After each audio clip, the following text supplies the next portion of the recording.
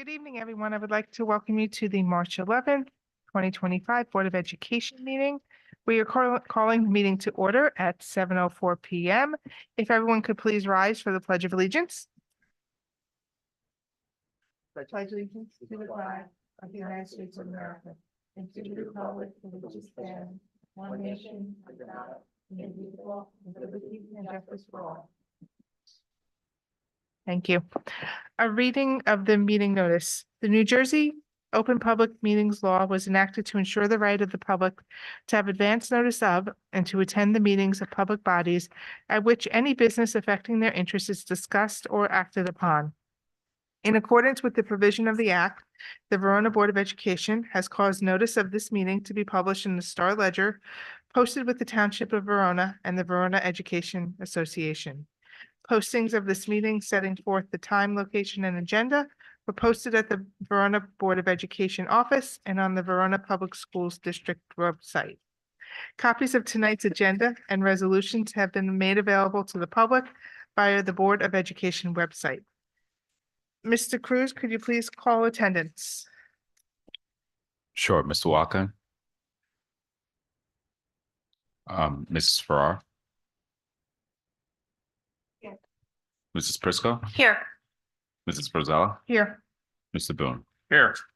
We have quorum. Thank you.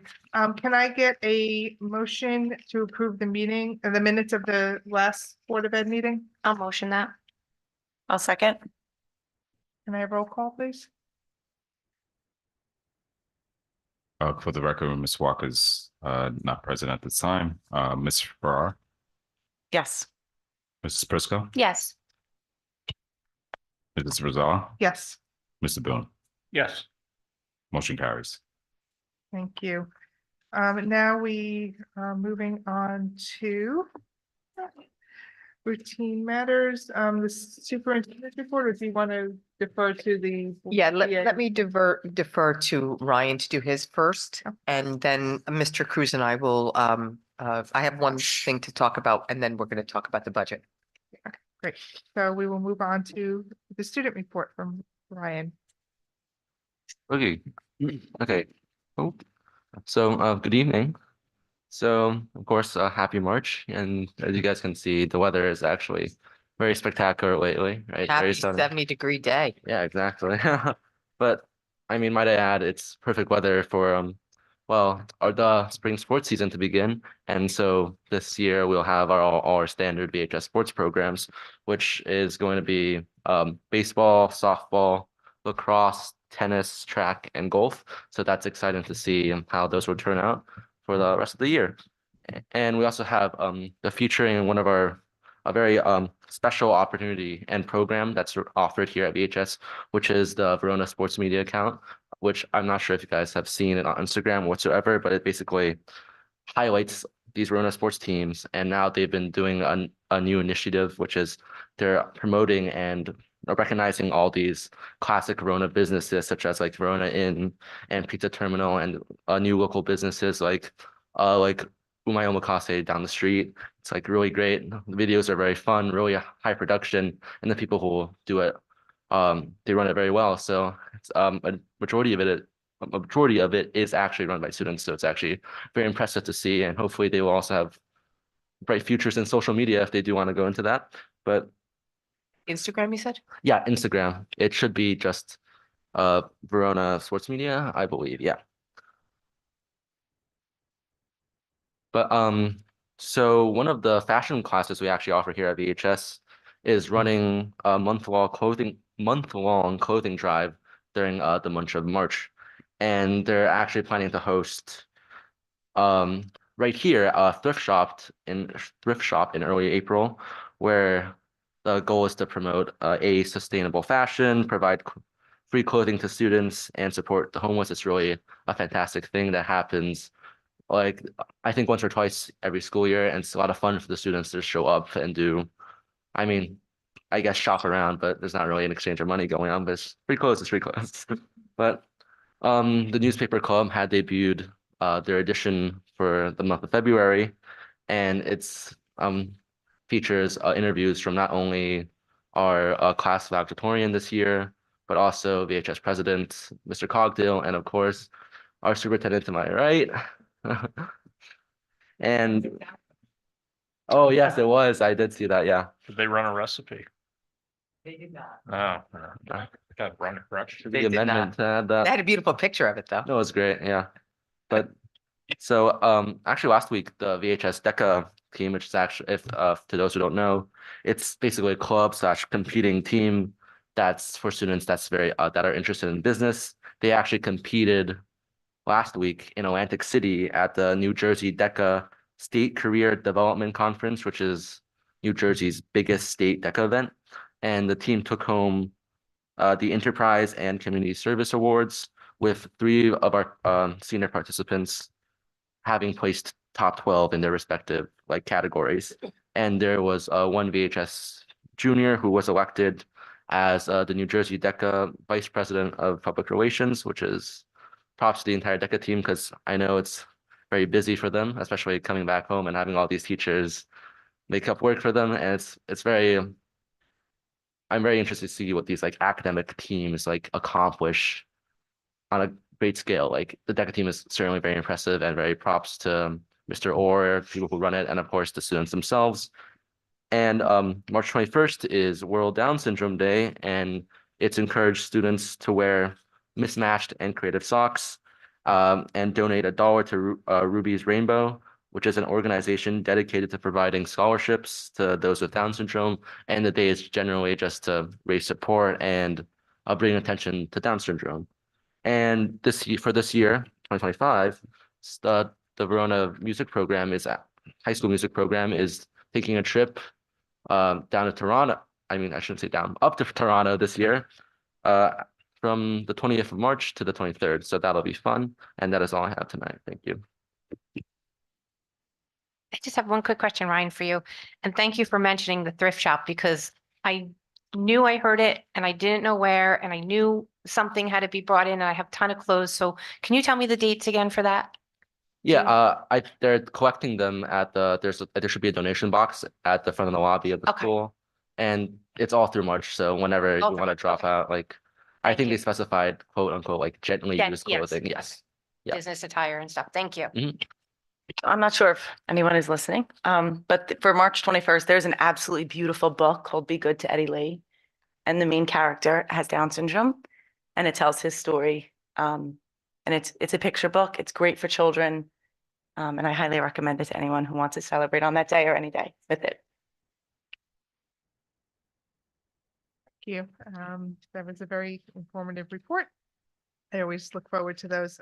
If we want to move on now to Mr. Cruz and Ms. Giuseppe for our budget and superintendent report. Quickly before we start the budget, I just want to congratulate the students that performed in the school musical and Mr. Munoz and his whole behind the scenes set design, sound, all of them, just an incredible, as usual, an incredible job. And I also want to highlight the fact that we're at that time of year again when our students receive the award from New Jersey, referred to as the Seal of Biliteracy. In New Jersey, the Seal of Biliteracy is an award given by the Department of Education in recognition of students who have studied and attained proficiency in at least one language in addition to English by high school graduation. This year, we have 5 students that achieved that prestigious honor. Camila Cortez, Danielle Fernandez, Isabella Lambert, Brielle Marchese, Pedro Trinidad Ruiz. Congratulations. It's very difficult. You have to demonstrate via a standardized assessment that your proficiency in that second language is at a pretty high level. So congratulations to them. And before we get started, I just want to acknowledge that I've had this is my 14th year as superintendent in New Jersey, and while budgets are never easy, this budget was clearly the hardest budget I've ever had to deal with. And I just want to give some props to Mr. Cruz, who did an amazing job. Starting with as we mentioned at last meeting, a $1.5 million gap between where we have to be under the law and where we were starting out this budget period. So, and you'll see tonight that that's with no cut in program and very little impact in terms of classroom instruction and staff. So before we even get started, I want to start this presentation by saying this was difficult, and we owe our thanks to creative thinking by Mr. Cruz. So thank you, Superintendent Giuseppe. So just to recap the last board meeting we did finish sharing that we had a gap of 1.5 million. One of the things that we received were our state aid numbers, and just to report the positive news for that, Verona fared very well. We actually gained 6% in our state aid, which I'll talk about in a future slide. The timeline that's coming up next week, this budget is actually due to the county office on March 19th. The next time that we will be presenting and having a conversation publicly about the budget will be for the final presentation, which is on April 29th.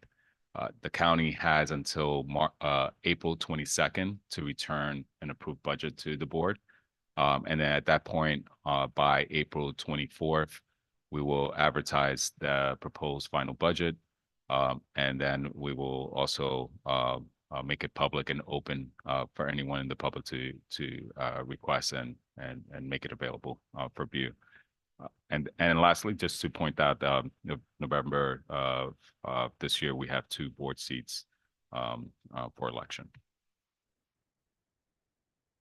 So our mission statement to empower our students to cultivate their intellectual curiosity and social responsibility. Piggyback on the one things, I'm not sure if Diane, if you wanted to talk about these budgetary goals, and just to ensure that everyone has a full understanding of what the outcome of this budget and the focus was.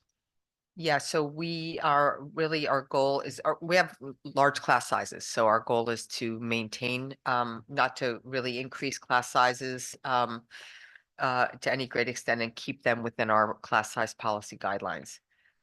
We are in stage 2 of the schedule redesign at HBW to provide better interventions for struggling students that we don't currently have in the district. It also should allow us to do a multi-tiered system of supports with more fidelity. We will be in stage 1 at the schedule redesign at the elementary schools. This is really a quick fix to get us to a better consistent elementary schedule across all 4 schools, which would be the following year. This actually is just to equalize preparation period times across the grade levels, which was in the memorandum of agreement with the Verona Education Association to try to equalize that. It does have an increase in teaching staff in world languages at the elementary level in order to equalize those preparation periods. We would like to increase our multilingual learner services that we can provide. The hitch there is going to be there aren't a lot of teachers that are certified to do multilingual, formerly ESL. And we did advertise multiple times last year for a second MLL teacher and had no applicants. So that's a goal. Whether or not we'll be able to realize that goal, that's the question. We are also looking, this board was disappointed in the settlement agreement with the VEA in the area where paraprofessionals are concerned. And so the board has decided to increase the paraprofessional guide with board general fund money. So that is in this budget. And that's about $80,000 in this budget. But we want to reiterate the importance that the role that our paraprofessionals play. And knowing that in the former I apologize. I've a little bit of a brain fog tonight. Their guide, you could work at McDonald's and make as much money as you can being a paraprofessional here. So making sure that we are creating a guide that provides equality with with the surrounding districts, or at least attempts at quality between the surrounding districts. Will do several things. It shows our paras that we respect the work that they do. It will hopefully allow us to hire for the 10 para positions that are unfilled currently, that we're filling with agency paras, which ultimately costs the district more money than having our own paras. So while this is an increase in $80,000, we think over the long haul, that will actually equalize. And it also increases pay for bus drivers. Now, bus drivers are not in the VEA association. They're not in that recognition. But we had a huge disparity between what our bus drivers were making per hour compared to the surrounding areas. And we also struggle to hire bus drivers. Go figure. So that's in this budget as well. Back to you. Yes. And so the proposed tentative budget tonight is a budget with a 3.53 tax levy increase. The total revenue increase is 1,362,305. Other increase in revenues is $283,000. Some of that revenue is the revenue that comes from interest on our funds, also on our reserves. Other areas is around miscellaneous, for example, the use of facilities and those areas. So that's a total of 283,000 that will be generated from that section. And then on the state aid, that's the 173 is the 6% increase in our state aid revenue.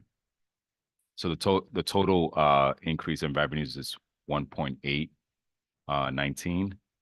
We also have an excess surplus of 913 that came from fiscal year 24, which is the 23-24 year that was last audited, and that surplus will be embedded in this budget. So in total, we're working with a 2.7 million revenue increase to offset the 2.7 increase in expenditures. In this slide, you'll see a comparison. This comparison shows where the budget that was adopted in 23-24 versus where we're currently working with in this school year and where we're budgeting for the next school year for 25-26. The 1 year change you see in tax levy is 969,236. The next row is the bless you, is the health waiver. Also, I forgot to mention this will be linked in the minutes, and the presentation will be available publicly if anyone wants to look at the details. I know that some of these slides might be difficult to see from here.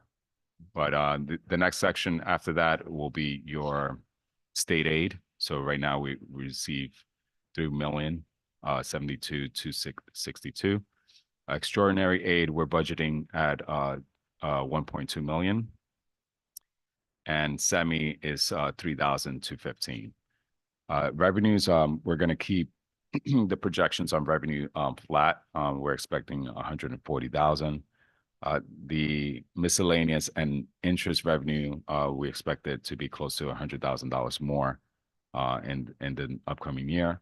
And the budget fund balance is the 913 that we're pulling in from our surplus. Excuse me, was that the last year that we had a 4% fund balance Yes. because of the pandemic? So this is in combination. In combination. Yeah. Okay. Yeah. Thank you. So this is so basically the surplus. It could be generated on both sides of the budget, so that whether we spend less. In the previous fiscal year, we did not. We actually spend almost exactly the same amount that we budgeted, but we did get a surplus on the revenue side. One area that we always are faring well is in extraordinary aid. I believe in the prior year, you see that it's actually $1 million was projected. We ended up with 1.4. So that 0.4 million, that 400,000 helped bring us to that $900,000 surplus. Also, the interest rates when we switched banks, and also when we made the changes in our reserves, that also helped us generate. So the goal, I believe I mentioned this in the last presentation, we do need to ensure that we're generating close to $1 million in surplus in order to be able to sustain every year the growth, and then a well balanced budget. But without the surpluses, it'll just become very difficult. So it depends on how we finish this year. If we fall short, so for example, if we only generate $400,000 in the surplus, that means we need to come up with $600,000, which means positions, and we'll talk about that in the future slides.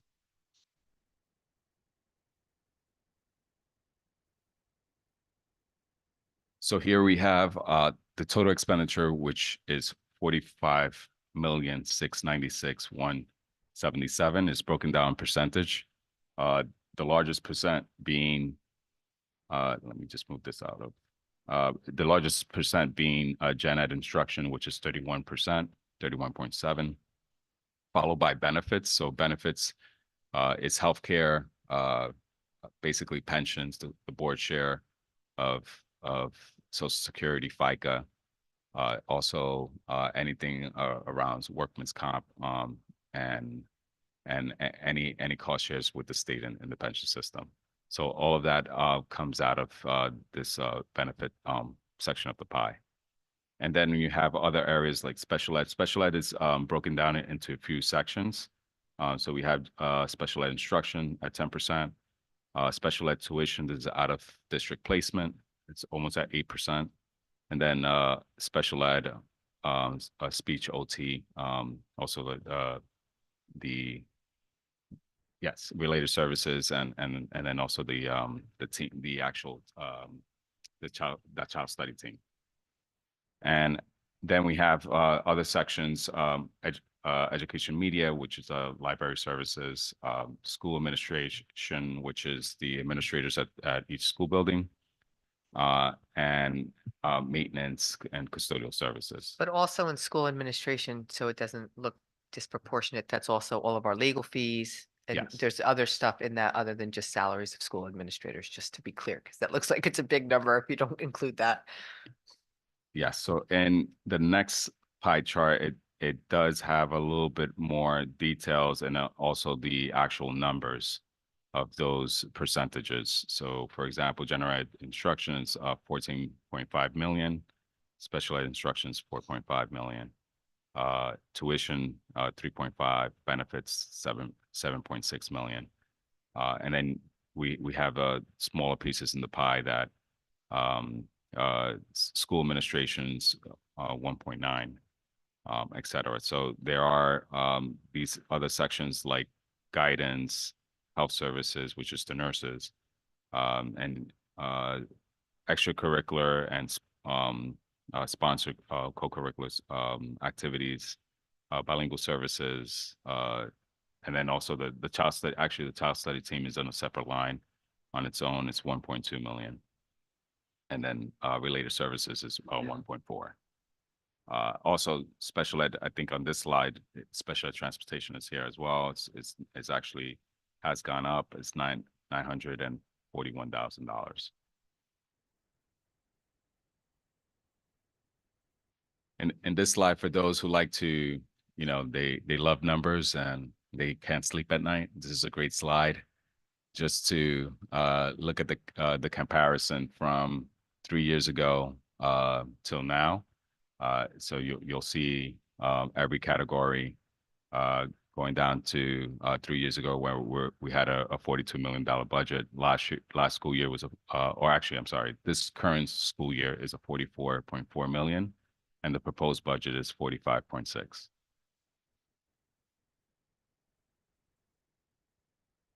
With the expenditures comparison, here is just another look at a comparison in the last 3 years, and then also the changes.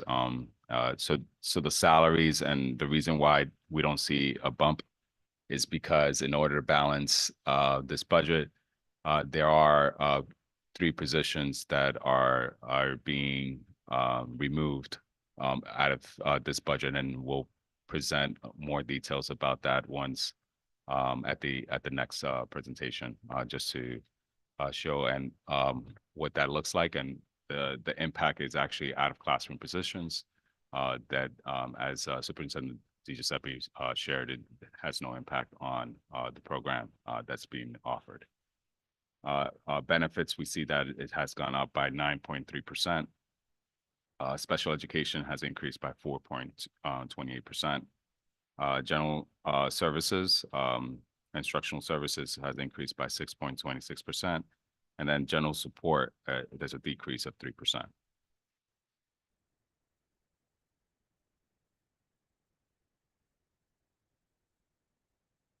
Okay. Turn it over. Okay. Yeah. So within this budget, our curriculum and instruction initiatives, the New Jersey student learning standards for English language arts and mathematics changed, were revised and implemented this year. Our current program was not aligned with the new New Jersey standards. While our curriculum was aligned this year, our programmatic components for our English language arts, especially at the elementary level, needed to change. So that instruction will focus on finding a new program. We have a committee of teachers and administrators that I also sit on, that has been looking at several different options for us. We are coming down to the wire. We have a meeting this week to pick a pilot, and we have 12 teachers that are going to pilot this for the remainder of the school year, in preparation for adoption next year. So that's about it's in the budget at about $100,000 for K-5 for the new program materials and training for teachers. We will continue professional development in our K-8 and Algebra 1, Geometry, Algebra 2 with our Dimensions and Amplify programs, and that's based on Singapore math. The math standards, while they were newly adopted, were very slightly changed from the past 5 years. So there's no need to really review those programs, just making sure that our teachers are delivering those with fidelity. We are going to continue to support, it's not really new anymore. This is year 3 of implementation of our History Alive in K4. We are looking to continue to support the inquiry-based science. This is the science program that we do acknowledge is not aligned to the New Jersey science standards. But at this point, there's only so much we can ask our elementary teachers to learn new at the same time. So we are focused on ELA. And once we get that under our belt, we will be looking to support a different science program as well. We are in, this is actually, I think, a typo. I think we're in year 4 of, oh no, actually it is year 3 because we didn't have training this year. So this is year 3, even though it's in year 4. It's the 3rd year of Language Essentials for Teachers of Reading and Spelling, or the LETRS training, which is supportive of the new standards. And so that will continue. We will continue to administer map growth assessments in math and reading to students in grades 1 through 8 and algebra at Verona High School. And we are updating curriculum as we do each year according to the 5-year cycle. Most of that will be, for next year will be, English language arts curriculum at each grade level. We are continuing with, we had a full year pilot of the Positivity Project Character Education at HBW and at the elementary schools. Mrs. Ackerman was able to get that pilot going at all 4 of our elementary schools. That will be fully adopted next year. And that's, by the way, a very low cost item for such a phenomenal program. And district-wide professional development will continue to be on the taxonomy of the standards in year 3, working in professional learning communities, focusing on instruction, strengthening tier 1 instruction, and using the, will be in year 2 of the new evaluation model, focusing on going back to basics and differentiating instruction, implementing multi-tier system of supports in response to intervention, and continuing our work in diversity, equity, inclusion, and belonging. Okay.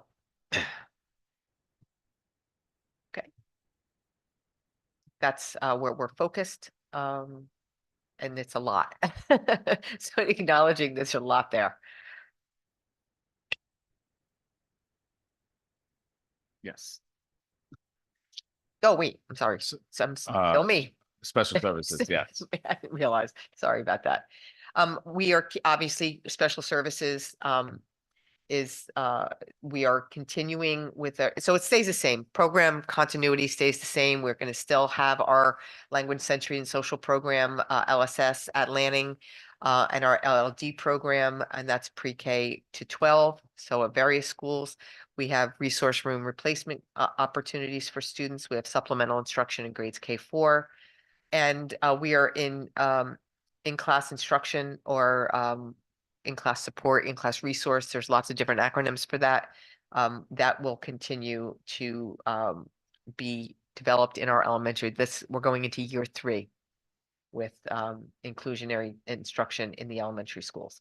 So that is a commitment we've made to the students in Verona, that we will continue with a least restrictive environment in special education at the elementary as well as middle and high school. So in this slide, we have our famous comparison. So this is updated as of 2024. This is taken from the New Jersey Taxpayer Guides to Education Spending. That it's available to the public. There's different categories, different indicators, whoever is interested in comparing Verona to any school district in the state, and that's available on the state's website. So in the first column, you do see the per pupil cost. Verona has the lowest in this comparison, and that's just goes to show that we're doing a lot with little compared to our peer districts, and in order to get results and being able to provide similar types of programs, et cetera. So the need to continue growing and being at a place where we're at like 19,000 per pupil cost is kind of like where we should be at. On supplies, this is actually the per pupil costs for classroom supplies. It's $275 per student. Extracurricular, where our cost is actually $632 per student, which is pretty good. And then our average property tax in Verona is $13,407, and in comparison to our peer districts, which is pretty average. I feel it's pretty average compared to those. I'm not sure if anyone had any questions, but we could come back to any comparisons and those pieces. This slide actually breaks down the increase of our tax levy. So also in comparison to previous years. As you could see in this slide, debt service, we did do the refunding of our bond from 2014, 2015. And we do see a savings in our debt service. So that's going to start going down And it's pretty much going to be moving away from the numbers that we were actually spending, the trajectory of actually the debt service on that end. And the other piece is the total tax levy to be raised from the Verona Township. It'll be 43,776,264. And the way that we calculate the tax levy increase on the average home, the township uses the total town valuation, and that valuation is 2.4 billion. And basically that's the value of all property in Verona. The tax levy, which is the proposed tax levy total for this coming school year is 42,000. I'm sorry, 42,424,531, which gives us a rate on the average home, and then the school tax. So the school tax will be $7,933.92. That is an increase of $255.81. And right at the bottom of the slide, I did give a total of what a 2% tax levy impact would be. The 2% tax impact would be $148.81. The proposed 3.5% is $255.81, which is a $107 difference between a 2% tax levy and the proposed 3.53%. It's important to note, though, if we were to go with a 2%, we would lose at least 4 teachers. At least 4 teachers. At least 4 teachers we'd have to cut, which would increase class size. And the summary on this slide is just to summarize the facts of this budget proposal, which is the 3.53% on tax levy, also which is also the $255.81 per household, per average household, on an average assessment of $435,752. That number from last year, what taxpayers actually paid last year on the average home, the school tax was $7,678. This proposal will be a $1.83. I'm sorry, $1.82 per $100 of assessment. So that's what we're looking at this proposal. And the 1.53 increase that goes over the 2%, the reason we are allowed to do that is because we had such an increase in our health benefit costs. So the state doesn't let us just make that random decision to go to the 1.53 extra. They say if your health benefits increased by X amount, we're going to allow you to offset that. Correct. Yes. So that total healthcare increase, as Superintendent DiGiuseppe actually shared, is $590,000 that we've incurred. And because we have a $590,000 increase in benefits, we're allowed to go above in order to offset the increase. This is kind of a good time to talk about the impact of Chapter 44. Yes. So in 2020, the legislature passed a new law that said all new school staff members have to contribute. Well, they've been contributing to health benefits under Chapter 77 for many years now.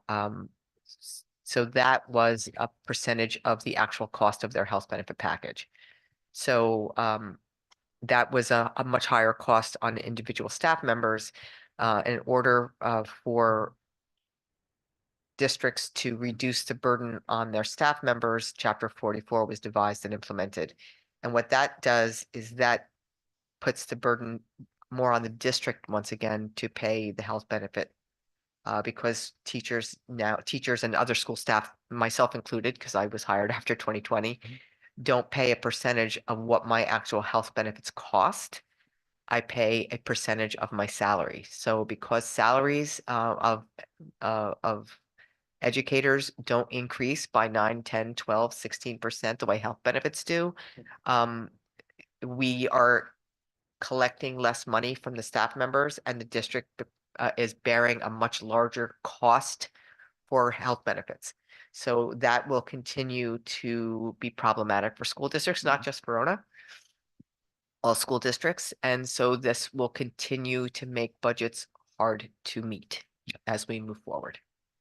And that increase is anticipated for at least the next 3 years, because Chapter 44 doesn't sunset until the end of December 31 of 2027.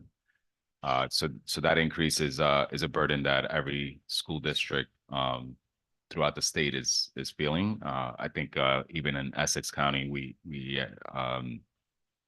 recently other business administrators had a conversation about the impact of healthcare increases and the impact in general, and everyone is for the most part using the waiver to offset because it's becoming something that's not going to be really sustainable in the long haul. I think the only benefit that we have is we're in the AmeriHealth program and not the state health benefits plan that went up, what, 17%? 17%. The last slide is the next step. So right after this board meeting, the next step is to submit the tentative budget to the county office for county approval. That's due on March 19th. And as I mentioned previously, the county has until April 22nd to review and approve and return it back to the board. When at that moment, the board can make some revisions and resubmit, or but our goal is to have it presented and approved by the 29th. And that's going to be publicly presented at the April 29th board meeting.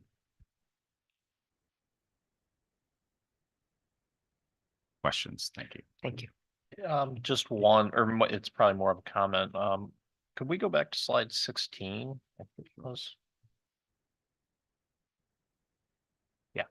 I just want to commend both our superintendent and you, Jorge, for your transparency on this process. And I just want to underscore that the additional levy impact, while it is regrettable, I think it is clearly as demonstrated here in the best support of our schools. And I really appreciate the clarity for the impact if we were not to do this.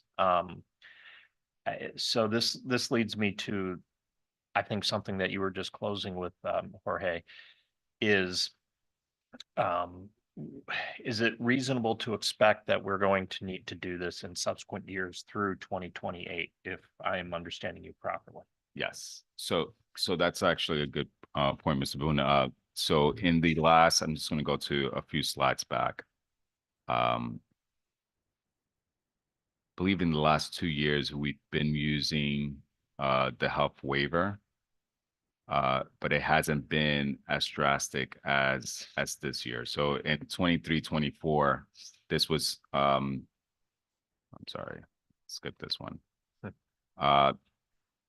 My first year in Verona, which was the 21-22 school year, for the 22-23 school year, there was actually bank cap, which bank cap happens when the board has tax levies that don't get utilized. So if we were to utilize a tax levy under 2%, the state allows it to be banked. So meaning if we said tax levies was going to be increased at 1.8, then 0.2 percent gets banked. So then there was actually a year that the board, and I believe it was probably like maybe before COVID, or that actually did not increase tax levy at 2%. And usually bank cap expires in 3 years. So at that time, the board actually took advantage of the bank cap in order to balance the budget. We didn't qualify for any health care increases because at that time, health benefits only increased by 4%.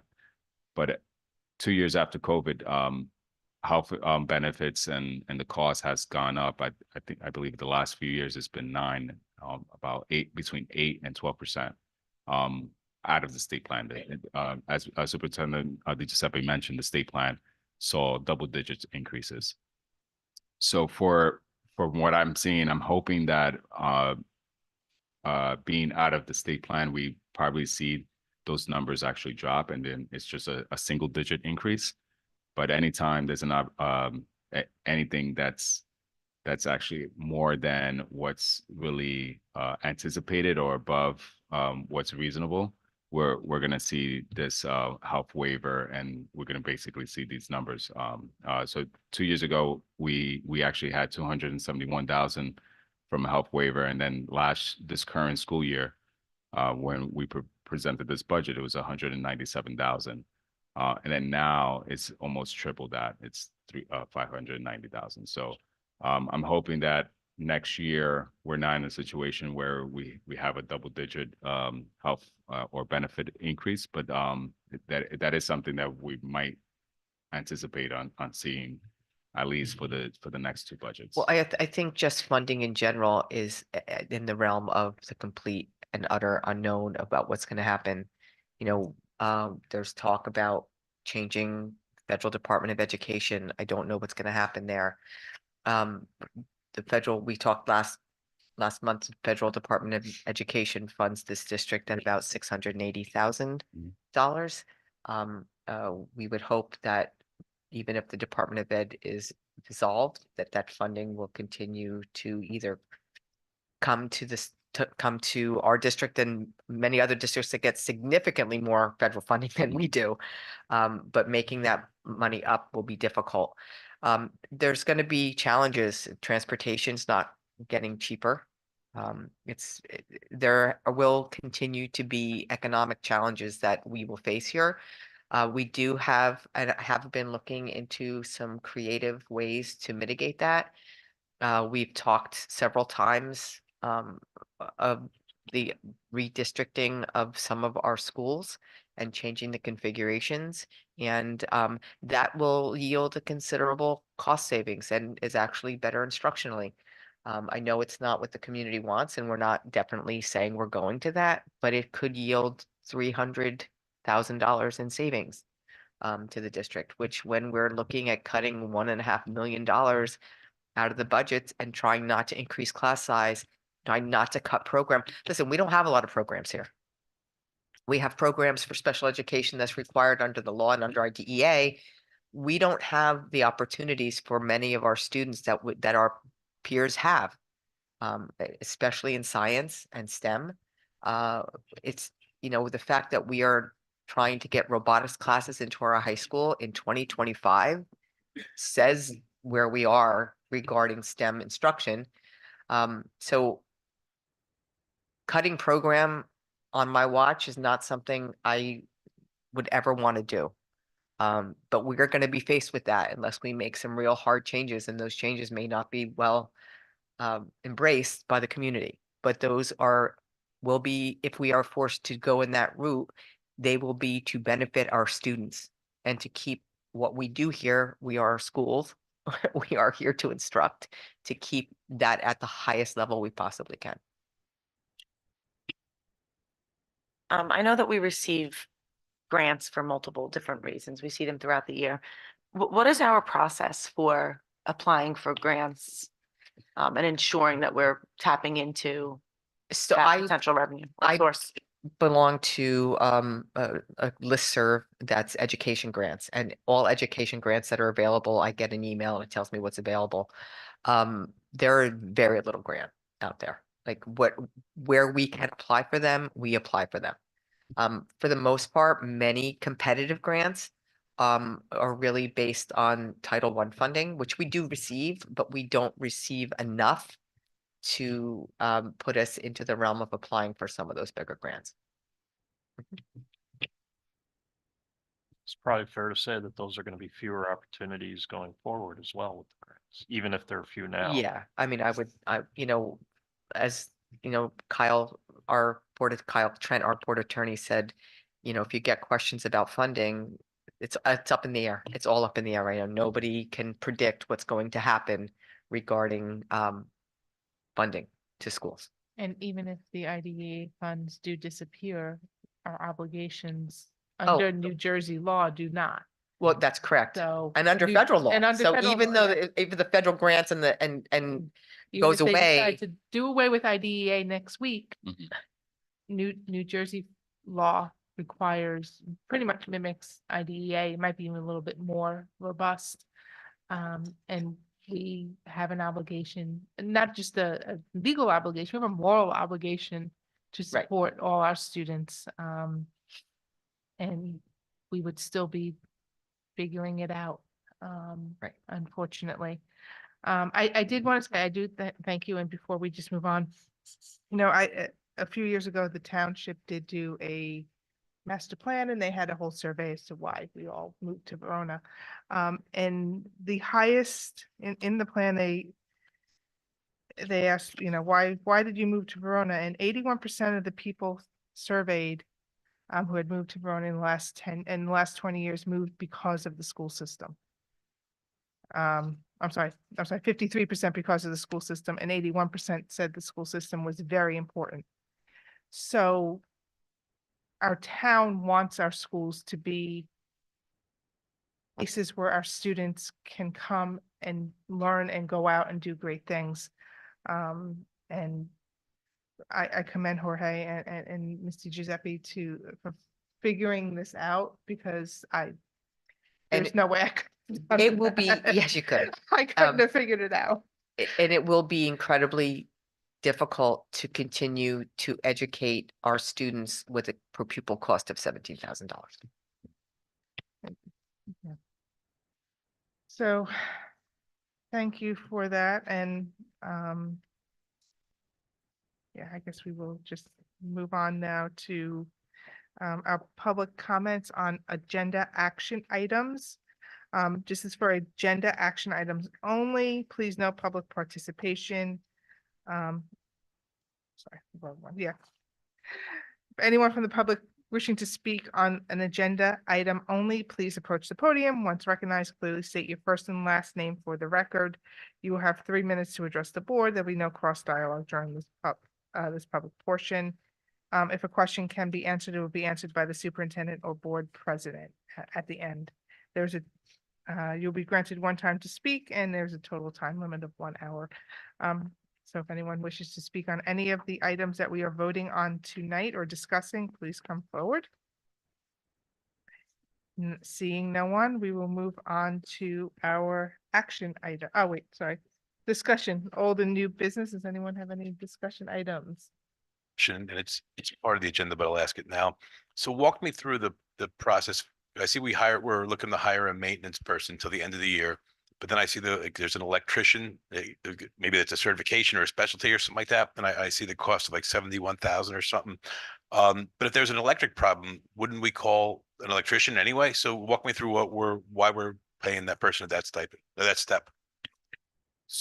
So this is backfilling a vacancy that we had in the maintenance department. So our maintenance department is a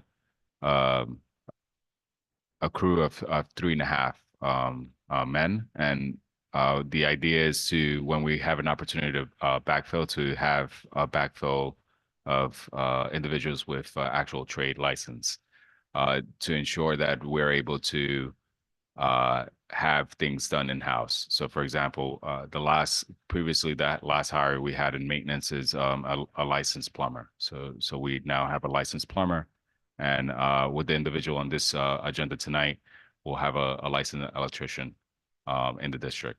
Because that seems like a great, to have it available.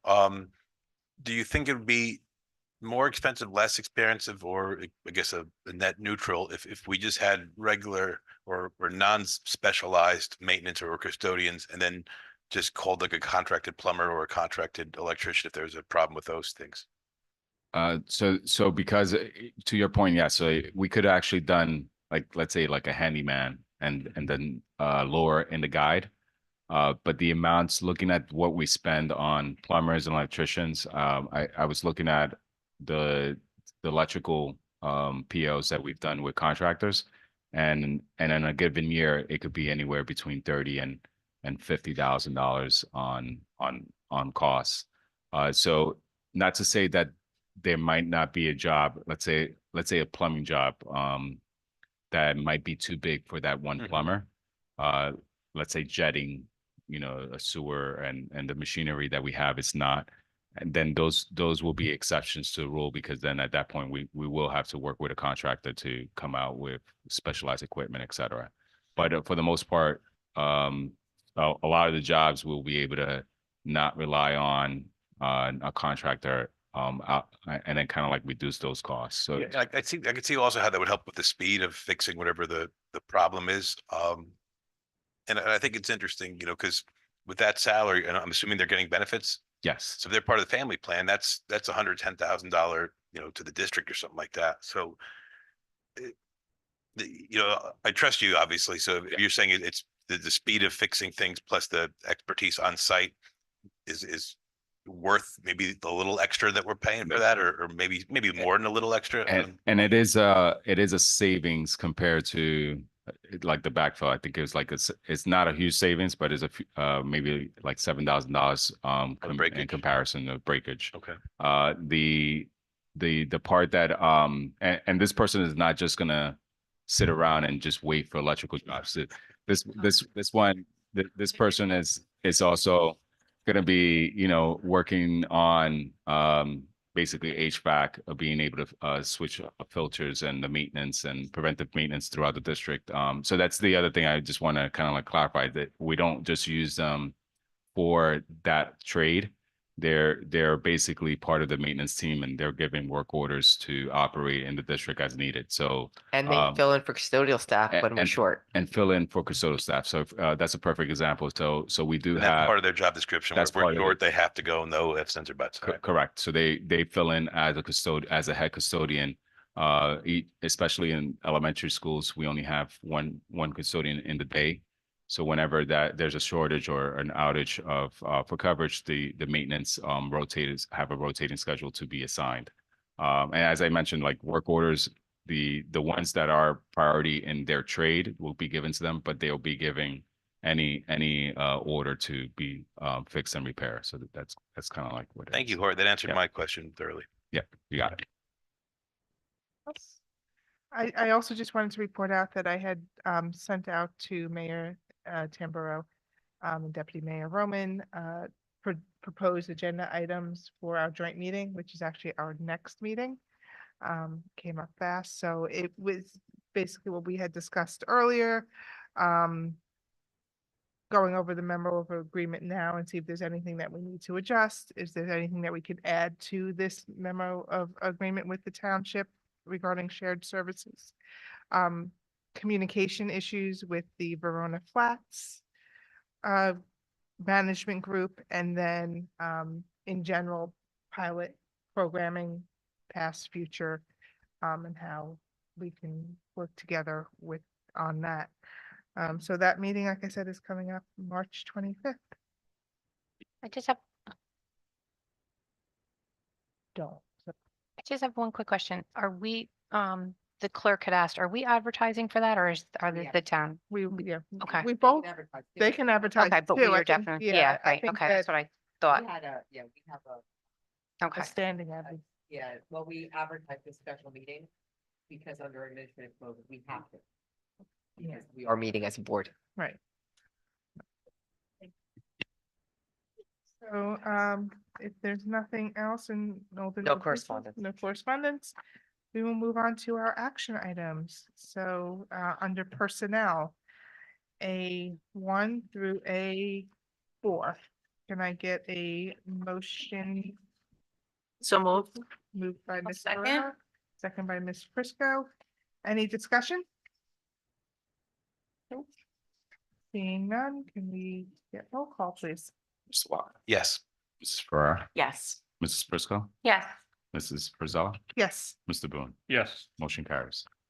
Okay, moving on to section B, education. Can I get a motion to approve B1 through B5? So moved. I'll second. Moved by Mr. Walker, second by Mr. Boone. Any discussions? I actually just want to point out that Ms. Craven who is going to the NJHPERD, the PE Health Teachers Convention, is actually going as a presenter. So kudos to her for being Great. selected to present. Congratulations. Yeah. Anything else? Okay, if we can have roll call, please. Mr. Walker, Yes. Mrs. Farrar, Yes. Mrs. Prisco, Yes. Mrs. Rosella, Yes. Mr. Boone. Yes. Motion carries. Okay, moving on to athletics and co-curricular. Can I have a motion to approve C1 and C2? So moved. Moved by Ms. Prisco. Can I I'll get a second. Second by Ms. Ferrer. Any discussions? Okay, seeing none, can I have roll call, please? Mr. Walker, Yes. Mrs. Farrar, Yes. Mrs. Prisco, Yes. Mrs. Rosella, Yes, Mr. Boone. Yes. Motion carries. so nothing in facilities today. Moving on to finance. Can I get a motion for E1 through E3? I will moved. move it. Uh, Oh, Okay, moved by Mr. Walker, second by Mr. Boone. Sure. teamwork. Mhm. Any discussions? Okay, can I please have roll call? Mr. Walker. Yes. Mrs. Farrar, Yes. Mrs. Prisco, Yes. Mrs. Rosella, Yes, Mr. Boone. Yes. Motion carries. thank you. Moving on to governance and policy. Can I get a motion for F1? We have to table that. I forgot to send you the Okay. report. I I see apologize. that, yes. I'm sorry. We had one investigation. It was finished today and I did forget. I apologize. We'll Okay. approve that. next So week. do we need a You have to motion motion to to table, table. F1? So So moved. Moved by Ms. Prisco, right? Second by Mr. Boone. I'm a little slow today. Okay, can I guess get roll call to table that? Mr. Walker, Yes. Mrs. Farrar, Yes. Mrs. Prisco. Yes. Mrs. Rosella, Yes, Mr. Boone. Yes. Motion carries. Table F1. okay, and then moving on, can I get a motion to approve F2 and F3? So moved. Okay, I know. was that moved by Ms. Prisco? Yes. Okay, do I have a second? So moved. Second by Mr. Boone. Yeah. Any discussion? I just want to point out that the policy was updated in between the first reading and the second reading. And I will get some instruction out to parents and administrators and teachers surrounding this policy as quickly as possible. Thank Have you. you heard any feedback from parents at this point? No, I mean, it's the parents that were on the committee. Right, well, I'm not Yeah, outside of that. Yeah, but- no, So can I get roll call, please? Mr. Walker, Yes. Mrs. Farrar, Yes. Mrs. Prisco, Yes. Mrs. Rosella, Yes, Mr. Boone. Yes. Motion carries. thank you. And then moving on to public comments. Anyone from the public wishing to speak on any matter, please approach the podium. Once recognized, clearly state your first and last name for the record. You will have 3 minutes to address the board. There will be no cross dialogue during this public portion. If there is a question that can be answered, only the superintendent or board president can respond, and will do so at the end of comments. There is a total time limit of 1 hour for public participation. Thank you.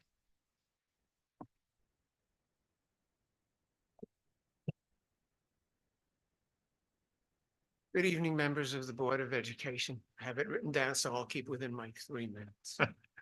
My name is Matthew Eisenberg, and I live in Wayne, New Jersey. My daughter, son-in-law, and grandson live in Verona. As part of my mission in life, which is to raise the morality and consciousness level of society, I have written a book titled Confidence Skills for Young Adults, Exhibit A over here, which was released on Amazon on September 30th. I hold a master's degree in electrical engineering from Stevens Institute of Technology and another master's degree in school psychology from Yeshiva University with a permanent certification in New York State. This project is a labor of passion and love for me. The reason for my speaking tonight is to ask your assistance in vetting and then figuring out how to best share this material with the Verona High School students, and any suggestions how to best approach this that would be most appreciated. What I have prepared for whatever vetting process you have is that I composed a compliance matrix based on the New Jersey Social and Emotional Learning, SEL, guidelines, where I associated each competency and subcompetency in those guidelines with the specific chapter headings and subheadings in the book. I have this spreadsheet and the methodology I use to compose it available for review by anyone who would be assigned to that task, and will also be using this as the basis to compose a curriculum course for high schools and universities. In addition, I am scheduled for a virtual book chat with the Wayne Public Library on March 21st, in addition to also being scheduled for a no-cost 4-week course starting April 22nd, offered at the Wayne Township Community Center. That's the old Y that the Wayne Township took over. The documents that I can share with you are as follows. A copy of my book, and I'd be happy to donate one to the library over here. A flyer for the virtual author chat, which is over here, so I'm happy to share that with you. A flyer for the Wayne Township Community Center 4-week course, which is over here. A link to the Amazon page for Confidence Skills for Young Adults containing reader reviews. I finally hit 15 reviews on February 14th. It's an inflection point.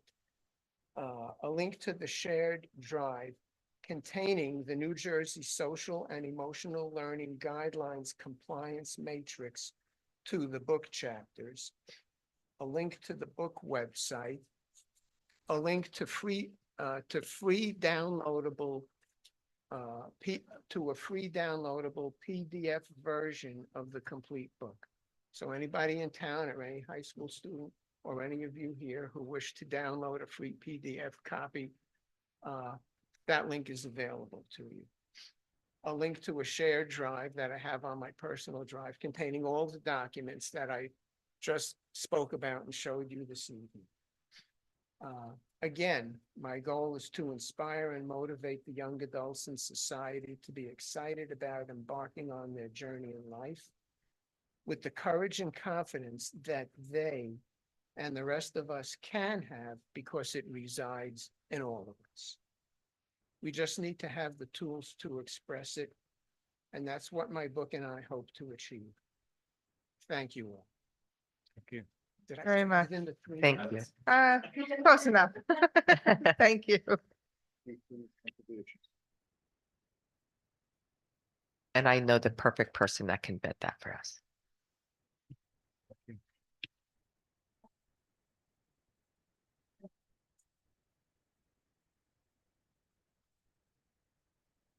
You just made a sale.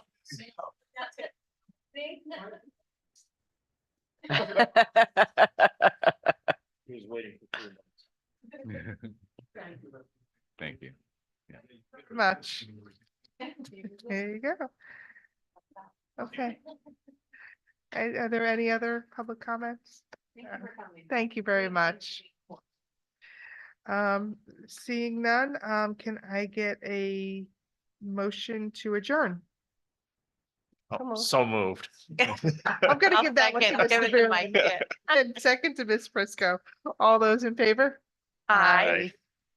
Thank you. Our next meeting will be on March 25th with confidential starting at 6 and public meeting starting at 7. It will be in the auditorium, not in the Learning Commons. Thank you. Thank you.